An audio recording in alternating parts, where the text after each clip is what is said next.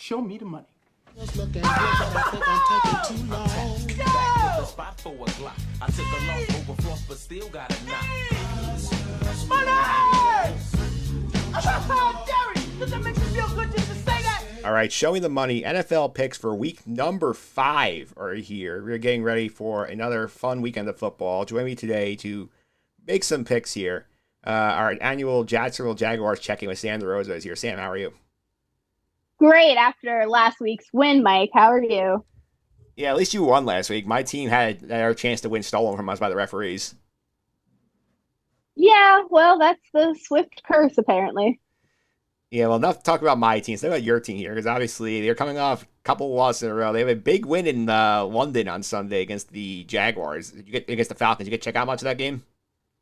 Yeah, it was cool. I got to watch some of the Toy Story game where they did a really cool job, like animating everything going down. So that was cool. I'm excited to learn, more about how that process was made. They looked better this week. They're definitely not where they need to be. Being 2 for 2 is absolutely ridiculous. After the season that they had last year, like towards the end, they should be playing a lot better. But hey, it's the Jaguars. I'm used to this. Yeah, a little inside baseball here for the podcast audience here. People are not aware. It's like I usually don't work on Sundays, but like I worked down at Iona University helping out with the broadcast. So I basically said, you know what, this is a week I'll try it out because the Jet game was Sunday night, the Giants are Monday night. Like, okay, so I think the only football I watched before the Jet game really was I saw a little bit of the Toy Story version of this game. This confused the hell out of me watching this.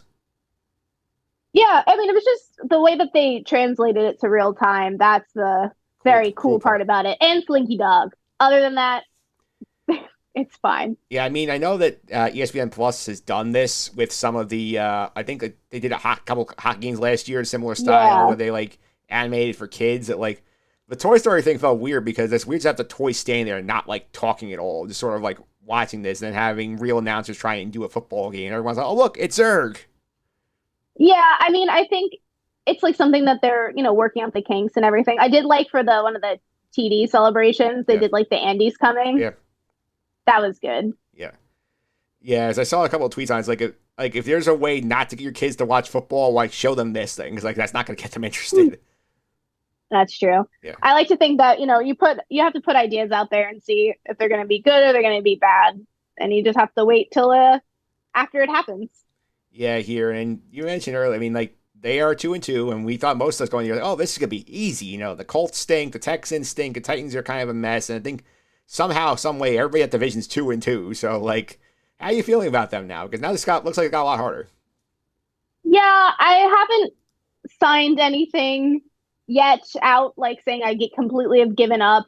But I truly think that they'll find their way. Hopefully it's not too late, like the Yankees, but or honestly, the Padres is a better example than that. But I think this week coming up, and they are playing 2 back-to-back weeks in London, which I feel like is an unfair advantage for what's their faces. I'm drawing a blank. For the Jags. The Jags are the benefit. No, well, yeah, they are, but I think the other team's not going to play as well because they've had a whole 2 weeks now, basically, in London. Yeah, because we're talking about what the heck are they playing? They're not playing the Colts, are they? They're playing Buffalo in London. Buffalo. Yeah, I mean, they're still going to get their butts kicked, but now that you say that, I think that why did I think they were playing the Colts? My brain is all over the place. I don't know. They're playing the Colts. Sorry, listeners out there. My brain is mush. I sound like I have a cold. I apologize. I don't know. You know what? I'm not using this as one of my picks, but Jags are going to win. I feel it in my bones.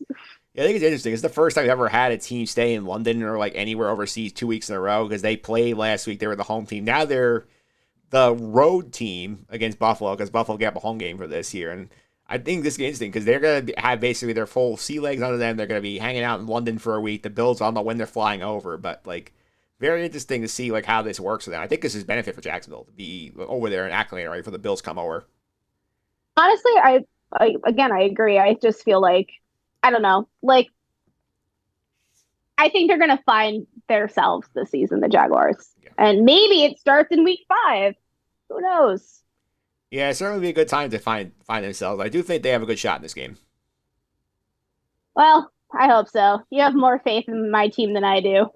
Yep, and speaking of while you're here, which is the NFL picks, I'm going to go over what happened last week on the podcast. Our good friend Martino Puccio came on last week to do some picks. I'm going to put them up on the screen for us here to check it out here. No video version this week because there's a little bit of technical issues on my side, but we're going to share it here for the two of us to look at here. Martino had the Bengals laying 2 against Tennessee. They got blown out in that game. He had the Chiefs laying the points against the Jets. The Jets somehow covered the game, so that he lost that one. He had the Rams winning, though, over the Colts outright in the points. So 1 and 2 for Martino on the week. Nice. Yeah. I had 2 in 1 week last week. I had the Ravens. I locked this number in before the Deshaun Watson injuries. I got them as 3-point underdogs. They won outright. I had the Panthers getting 4 against Minnesota. That did not work out. I had the Cowboys laying 6.5 points, and they won 38-3. So that one worked out much better for me than picking Cowboys week 3 did. Yeah, I mean, the Cowboys really played well against the Patriots. Yeah, and nothing more I want to see than the Patriots get stomped after the week 3 loss, so I'm very happy about that. Yeah, I know. Hey, listen, Patriots have a lot of groveling to do before they can be back in our good graces. Yeah, they sure do. So on the year, the challenger team is 6-6. I'm 8-4. I've gone 2-1 every week thus far, so I'm in the model of consistency in the early going. Hey, that's pretty good. Those are pretty good numbers. Yeah, let's see if I can keep it going here. We're going to start out with our picks here. Zam, as the guest, you can go first. So where are you going with your first pick of the week? All right. Let's go with my probably most safe bet here. I have Dolphins under 10.5 versus the New York Giants. Yeah, I love this one. I didn't take it, but after watching the way the Giants have been god-awful for the last, month of the season here, I can't blame you. They should honestly have every reason to be going for it. Yeah, and I wouldn't be surprised if we have another high-scoring game like the game when Miami versed Denver. Yeah, the Giants are a hot mess. I don't know how much of last night you watched here, but that was a debacle. God, I can't watch the Giants. I can only take so much pain and suffering from being a Jaguars fan, so I can't add on to any more teams that are behaving so badly. Like, being called the worst team in football, that's gotta be a low blow, especially if you're Daniel Jones. And the sad thing is they're on national TV again in 2 weeks. They got Sunday Night Football in 2 weeks, so that's not good. Yeah, and meanwhile, ask me when the last time the Jaguars played a Monday Night Football game. It's probably at least 10 years ago.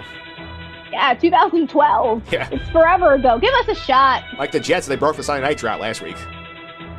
Yeah. Oh, God. All right, so where are you going with your second pick? My second pick is going to be the Houston Texans over 1.5 versus the Falcons. I really like their quarterback. He's good. Yeah. I was reading a few articles about him just because I'm not very on point with all of the other teams in the NFL because I have so much attention in my brain.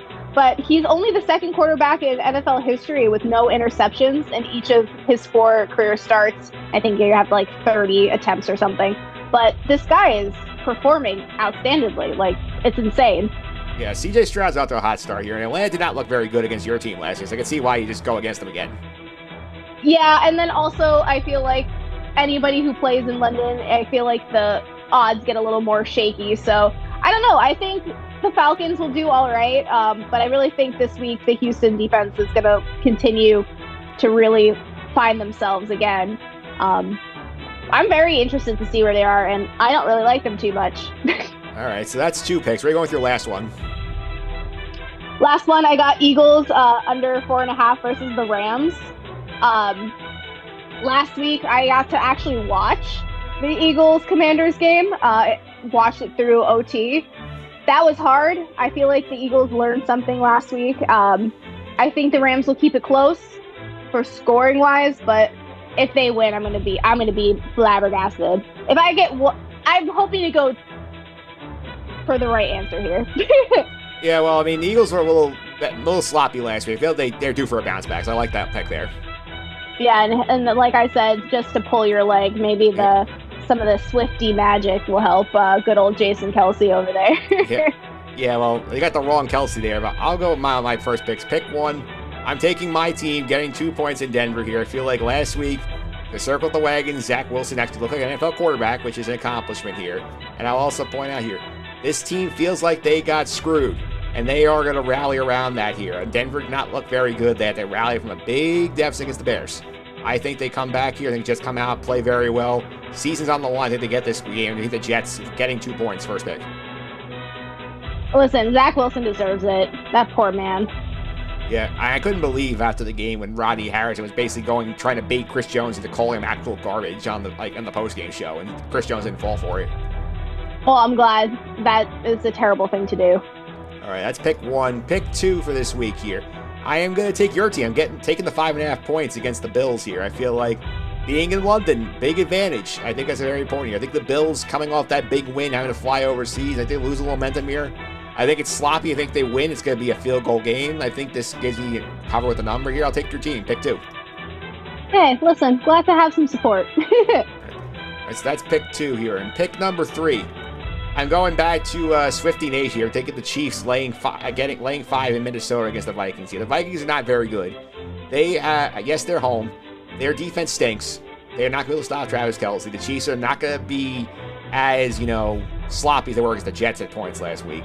I think it's the spot where I don't know if she's going to the game again. I think they're going to still put up a great effort here. I think they're going to bounce back and win by at least 10 points. So I'm going to double that number. I'm going to take the Chiefs laying the 5.5. So last pick of the week. Dang, hey, listen, hope you're right. Hopefully I'll be a lucky charm here. You'll go 3 for 3. Yeah, so let's see here the picks for the week to reset here. Sam has the Dolphins laying 10.5 against the New York Football Giants. The Eagles laying 4.5 in LA against the Rams. The Texans getting 1.5 in Atlanta against the Falcons. I have the Jets +2 in Denver. The Jaguars +5.5 in London against the Buffalo Bills. And the Kansas City Chiefs laying 5.5 in Minnesota against the Vikings here. So those are your picks for week 5 on the podcast. Coming up next week on the podcast, we got our first Giant fan of the season. My friend Phil Lombardo is coming on here. We're going to talk about the Giants in their 4th primetime game in 6 weeks. Oh, boy. That's going to be a fun time for you, Mike, and for him. Yeah, this is something I talked about early in the podcast. I just did not understand why the NFL was in such a rush to take a team that went 9-7-1 last year. Shoved them in primetime 4 times in 6 weeks. They didn't do a ton to get better here. And there's no real way to get them out if they stink. Yeah, I mean, for him, I guess your podcast, Just End the Suffering, really applies. Yeah. Yeah, well, I don't feel good about them in Miami next week. Clearly, you don't either. Yeah. Not even a little. All right, Sam, thanks for all the time. I really appreciate it. People want to follow you on social media. How can they do that? You can follow me on Instagram, SDEROS6. You can find me on Twitter. I don't know, that was Twitter. Instagram, Derosa. Just look up Sam Derosa. Yeah. I do this every time I'm on. Just Google me. All right, so we'll do that, Sam. Thanks for all the time. I really appreciate it. Thanks.